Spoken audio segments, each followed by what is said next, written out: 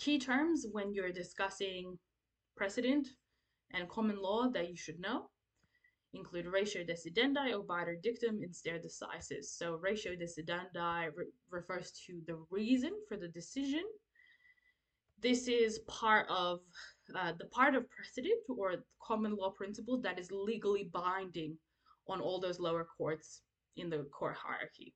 And it refers to specifically the reasons why the judge made the decision that they did.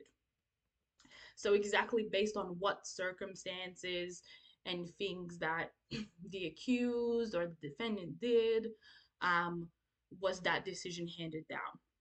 So in any future case, if any of those circumstances are matching up, that means we must follow this precedent. If any of those reasons for the decision are present in another case, we must just follow that same apply the same decision or verdict or sanction, to that case as was made when the initial precedent was established. These are the reasons for the decision, and that's legally binding. Now, obiter dictum is not legally binding parts of the precedent. It is not legally binding. The obiter dictum literally in Latin means by the way.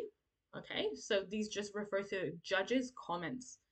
So this might be comments about Parliament's law as well, about statutory law, talking about how an act is inadequate or unfair or needs to be changed or out of date or needs to be updated.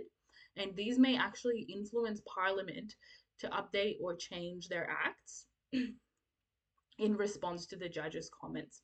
This is why obiter dictum comments are really valuable, because they have the power to potentially influence Parliament. But they're not legally binding, they're just comments handed down together with a case. They're not part of the decision, like ratio decidendi, and they do not form a part of precedent or common law that future judges in similar cases will have to follow, as they're just comments. Now, stare decisis means stand by what has been decided, and this just refers to the entire principle of the doctrine of precedent and the process you need to be able to explain.